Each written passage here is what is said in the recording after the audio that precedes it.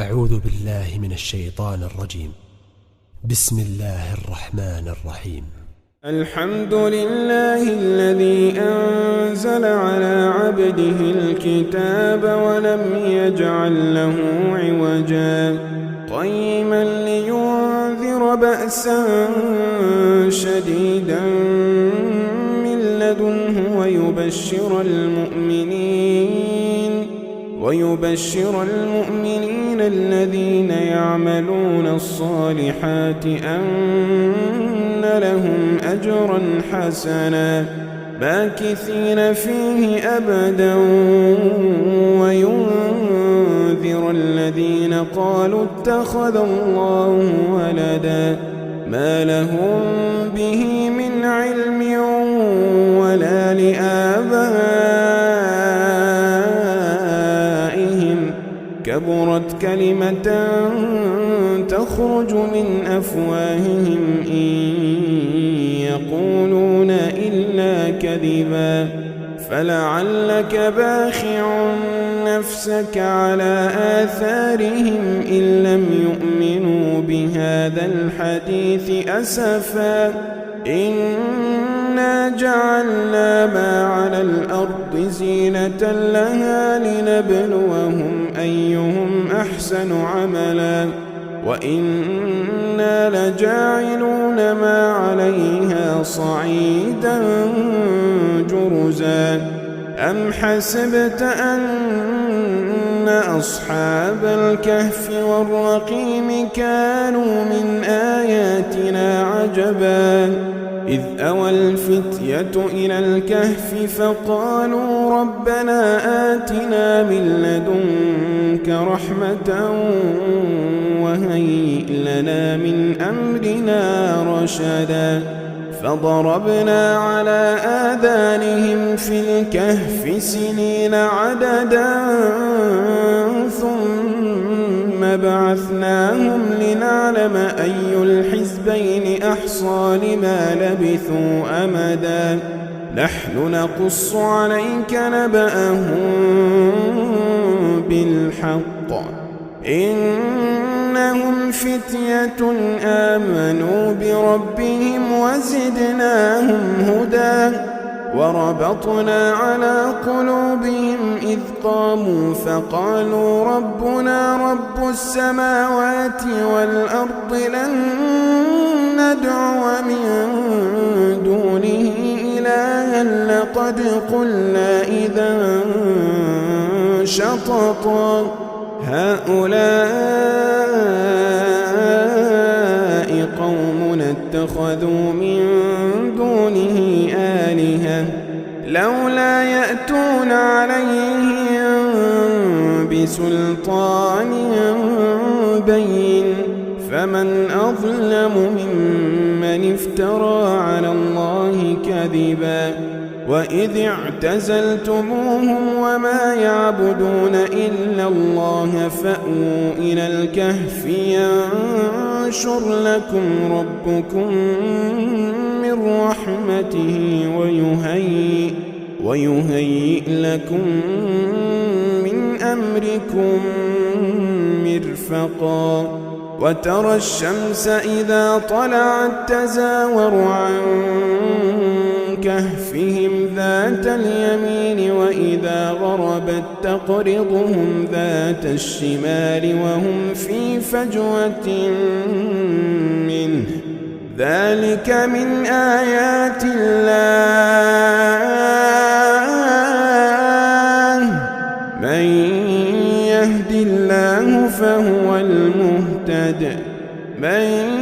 يهد الله فهو المهتد ومن يضلل فلن تجد له وليا مرشدا وتحسبهم أيقاظا وهم رقود ونقلبهم ذات اليمين وذات الشمال وكلبهم باسط ذراعيه بالوصيد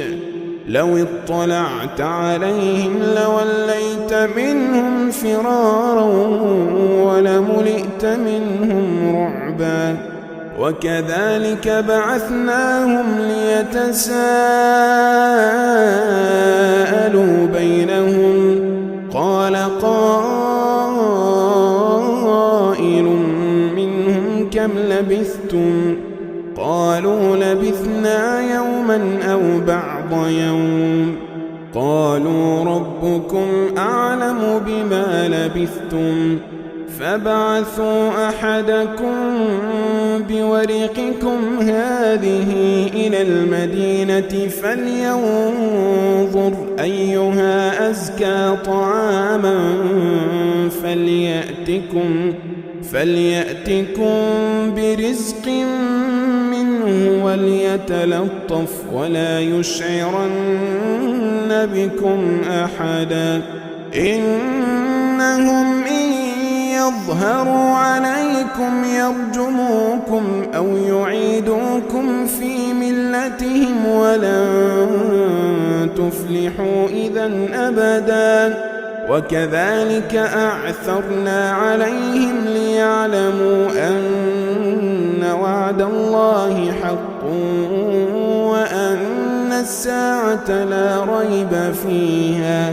وأن الساعة لا ريب فيها إذ يتنازعون بينهم أمرهم فقالوا ابنوا عليهم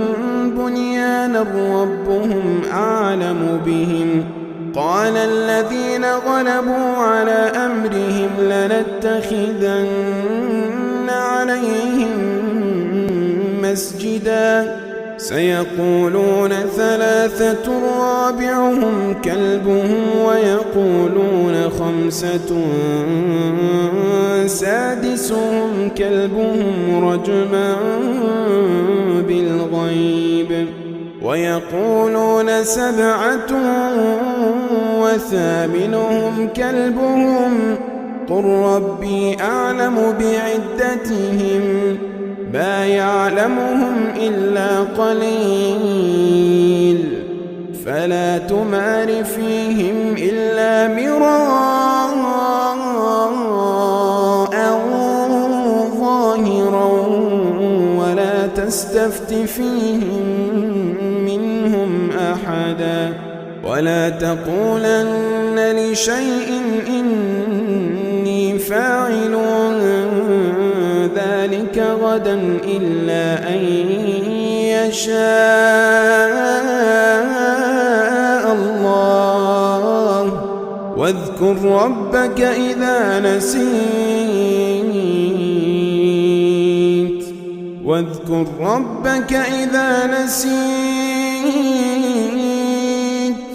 وقل عسى أن يهديني ربي لأقرب من هذا رشدا ولبثوا في كهفهم 300 سنين وازدادوا 9 قل الله أعلم بما لبثوا له غيب السماوات والأرض أبصر به وأسمع ما لهم من دونه من ولي ولا يشرك في حكمه أحدا واتل ما أوحي إليك من كتاب ربك لا مبدل لكلماته ولن تجد من دونه ملتحدا واصبر نفسك مع الذين يدعون ربهم بالغداة والعشي يريدون وجهه ولا تعد عيناك عنهم تريد زينة الحياة الدنيا ولا تطع من أغفلنا قلبه عن ذكرنا واتبع هواه وكان أمره فرطا وقل الحق من ربكم فمن شاء فليؤمن ومن شاء فليكفر إنا أعتدنا للظالمين نارا أحاط بهم سرادقها وإن يستغيثوا يغاثوا بماء كالمهل يشوي الوجوه بئس الشراب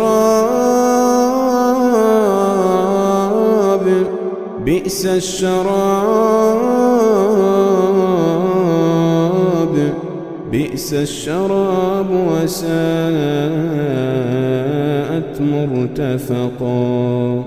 إن الذين آمنوا وعملوا الصالحات إنا لا نضيع أجر من أحسن عملا أولئك لهم جنات عدن تجري من تحتهم الأنهار يحلون فيها من أساور من ذهب ويلبسون ثيابا خضرا من سندس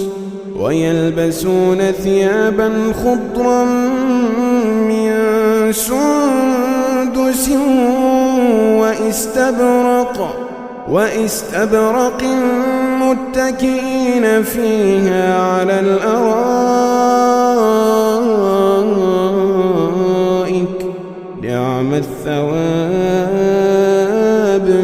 نعم الثواب وحسنت مرتفقا واضرب لهم مثلا الرجلين جعلنا لأحدهما جنتين من أعناب وحففناهما بنخل وجعلنا بينهما زرعا كلتا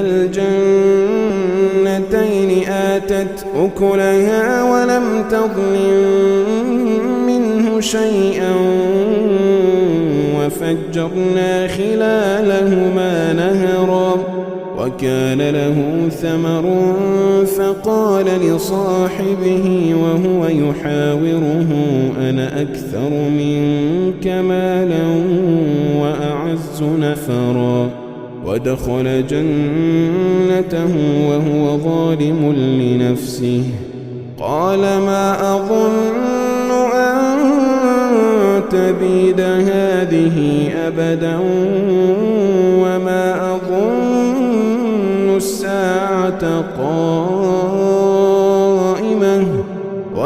أظن الساعة قائمة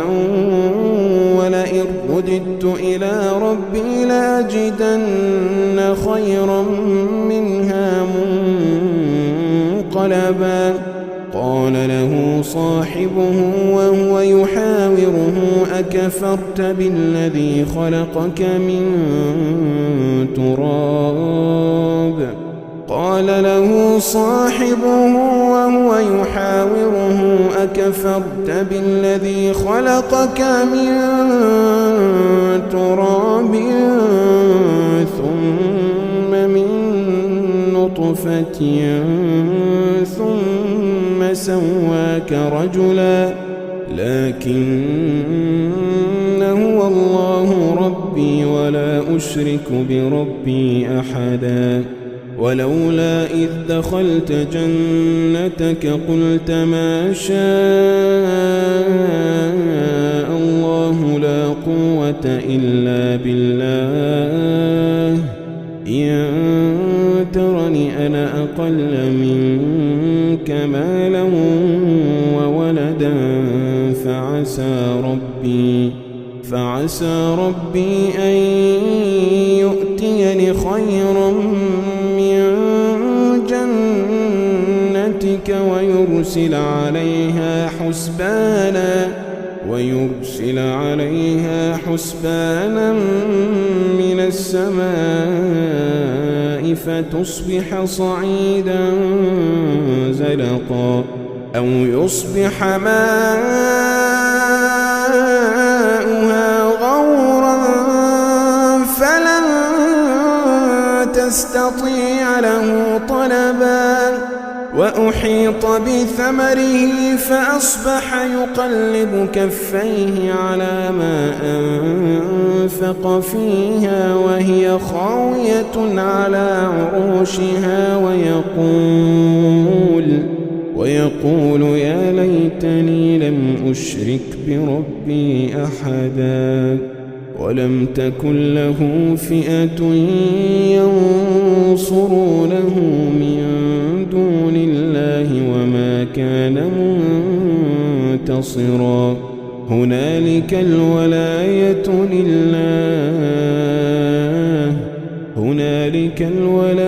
لله الحق هو خير ثوابا وخير عقبا واضرب لهم مثل الحياة الدنيا كماء أنزلناه من السماء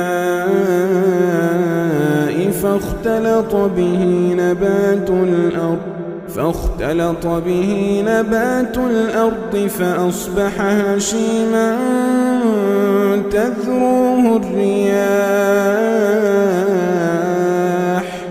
وكان الله على كل شيء مقتدرا المال والبنون زينة الحياة الدنيا والباقيات الصالحات خير عند ربك ثوابا وخير أملا ويوم نسير الجبال وترى الأرض بارزة وحشرناهم فلم نغادر منهم أحدا وعرضوا على ربك صفا لقد جئتمونا كما خلقناكم أول مرة بل زعمتم أن لن نجعل لكم موعدا ووضع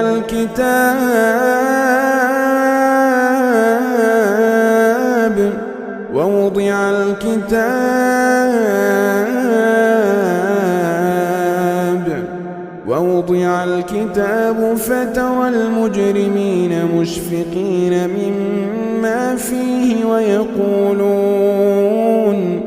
ويقولون يا ويلتنا ما لهذا الكتاب لا يغادر صغيرة ولا كبيرة إلا أحصاها ووجدوا ما عملوا حاضرا ولا يظلم ربك أحدا وإذ قلنا للملائكة اسجدوا لآدم فسجدوا إلا إبليس كان من الجن ففسق عن أمر ربه أفتتخذونه وذريته أولياء من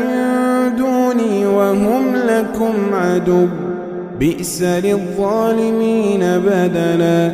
ما أشهدتهم خلق السماوات والأرض ولا خلق أنفسهم وما كنت متخذ المضلين عضدا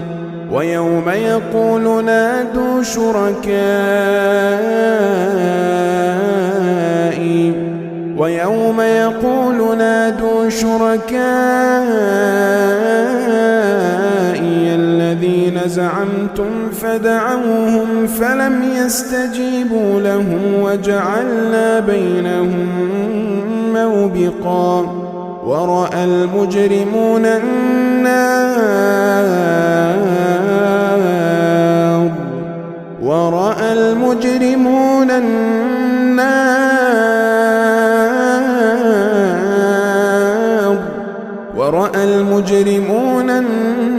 النار فظنوا أنهم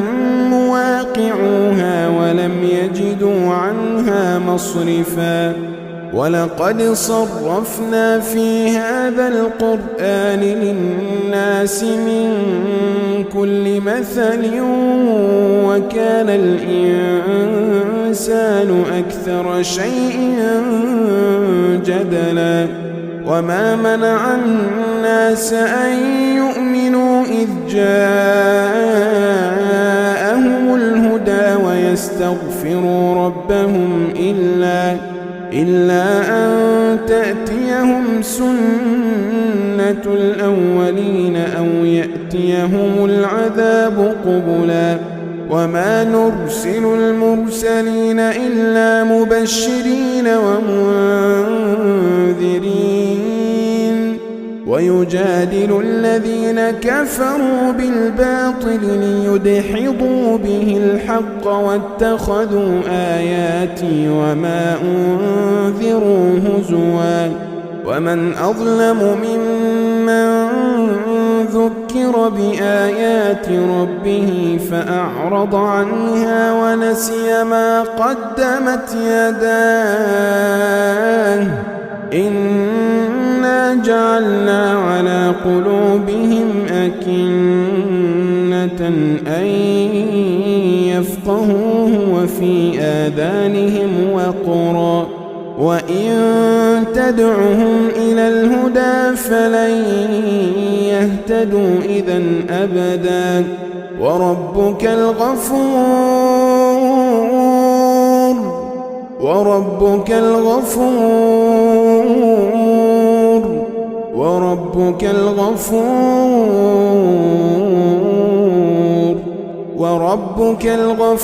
ذو الرحمة لو يؤاخذهم بما كسبوا لعجل لهم العذاب بل لهم موعد لن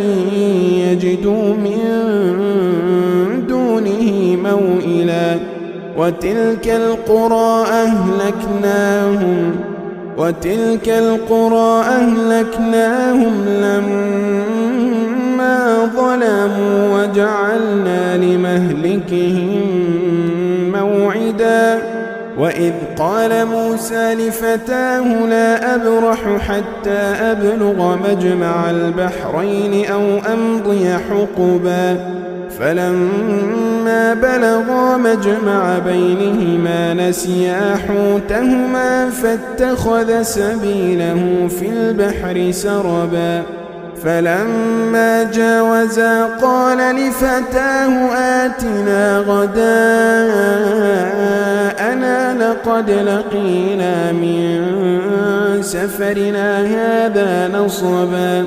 قال أرأيت إذ أوينا إلى الصخرة فإني نسيت الحوت وما أنسانيه إلا الشيطان أن أذكره واتخذ سبيله في البحر عجبا قال ذلك ما كنا نبغ فارتدا على آثارهما قصصا فوجدا عبدا من عبادنا آتيناه رحمة من عندنا وعلمناه من لدنا علما قال له موسى هل أتبعك على أن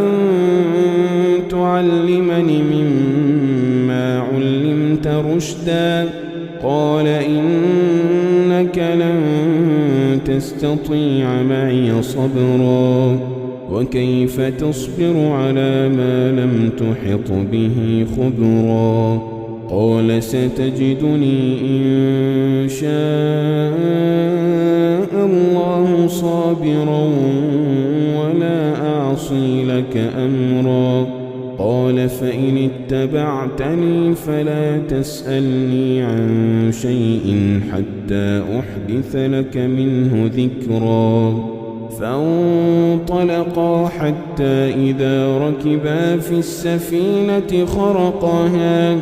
قال أخرقتها لتغرق أهلها لقد جئت شيئا إمرا قال ألم أقل إنك لن تستطيع معي صبرا قال لا تؤاخذني بما نسيت قال لا تؤاخذني بما نسيت ولا ترهقني من أمري عسرا. فانطلقا حتى إذا لقيا غلاما فقتله قال أقتلت نفسا زكية بغير نفس لقد جئت شيئا نكرا. قال ألم أقل لك إنك لن تستطيع معي صبرا. قال إن سألتك عن شيء بعدها فلا تصاحبني قد بلغت من لدني عذرا. فانطلقا حتى إذا أتيا أهل قرية استطعما أهلها فأبوا أن يضيفوهما فوجدا فيها جدارا يريد أن ينقض فأقامه. قال لو شئت لاتخذت عليه أجرا. قال هذا فراق بيني وبينك سأنبئك بتأويل ما لم تستطع عليه صبرا. أما السفينة فكانت لمساكين يعملون في البحر فأردت أن أعيبها وكان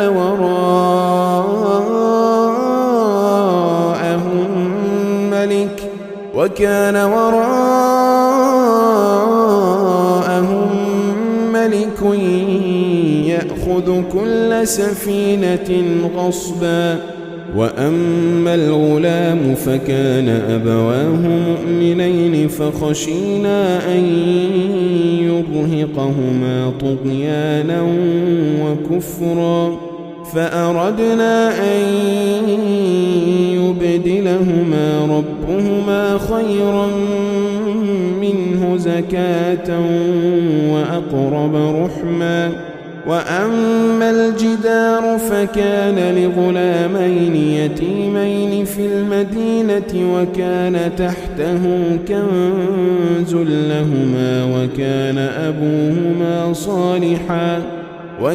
أبوهما صالحا فأراد ربك أن يبلغا أشدهما ويستخرجا كنزهما رحمة من ربك وما فعلته عن أمري ذلك تأويل ما لم تسطع عليه صبرا. ويسألونك عن ذي القرنين قل سأتلو عليكم منه ذكرا. إنا مكنا له في الأرض وآتيناه من كل شيء سببا فأتبع سببا حتى إذا بلغ مغرب الشمس وجدها تغرب في عين حمئة ووجد عندها قوما قلنا يا ذا القرنين إما أن تعذب وإما أن تتخذ فيهم حسنا. قال أما من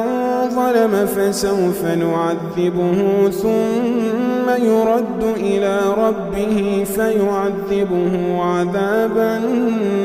نكرا. وأما من آمن وعمل صالحا فله جزاء الحسنى وسنقول له من أمرنا يسرا. ثم أتبع سببا حتى إذا بلغ مطلع الشمس وجدها تطلع على قوم لم نجعل لهم من دونها سترا. كذلك وقد أحطنا بما لديه خبرا. ثم أتبع سببا حتى إذا بلغ بين السدين وجد من دونهما قوما لا يكادون يفقهون قولا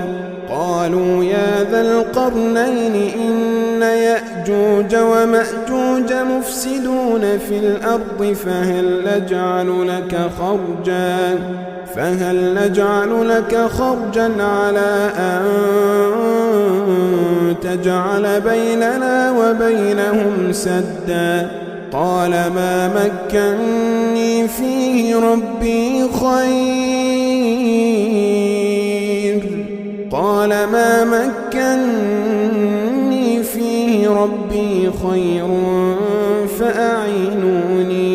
فأعينوني بقوة أجعل بينكم وبينهم ردما آتوني زبر الحديد حتى إذا ساوى بين الصدفين قال انفخوا حتى إذا جعله نارا قال آتوني أفرغ عليه قطرا فما استطاعوا أن يظهروه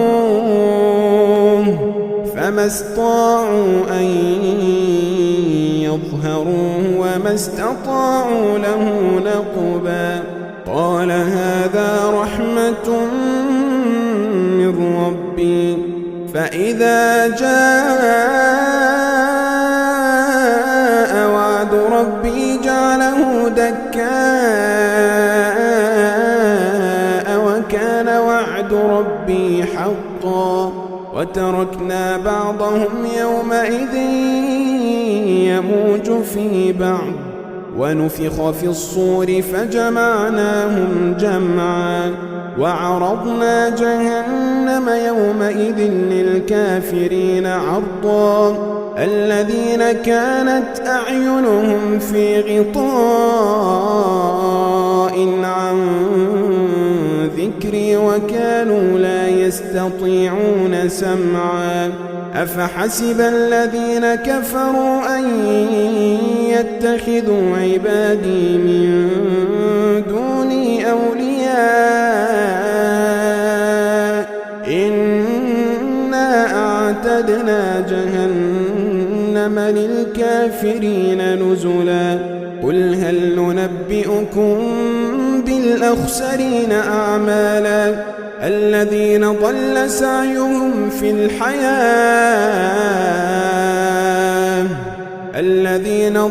سعيهم في الحياة الدنيا وهم يحسبون أنهم يحسنون صنعا أولئك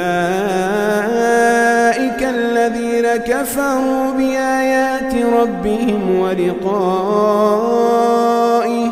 أولئك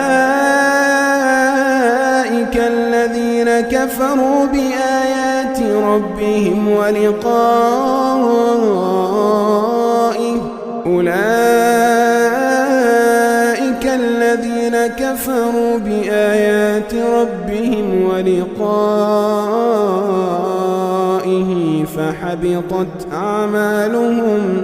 فحبطت أعمالهم فلا نقيم لهم يوم القيامة وزنا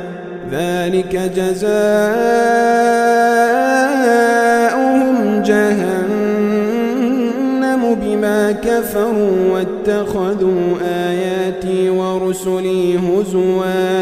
إن الذين آمنوا وعملوا الصالحات كانت لهم جنات الفردوس نزلا إن الذين آمنوا وعملوا الصالحات كانت لهم جنات الفردوس نزلا خالدين فيها لا يبغون عنها حولا قل لو كان البحر مدادا لكلمات ربي لنفد البحر قبل أن تنفد كلمات ربي ولو جئنا بمثله مددا قل إنما أنا بشر مثلكم يوحى إلي أنما إلهكم إله واحد فمن كان يرجو لقاء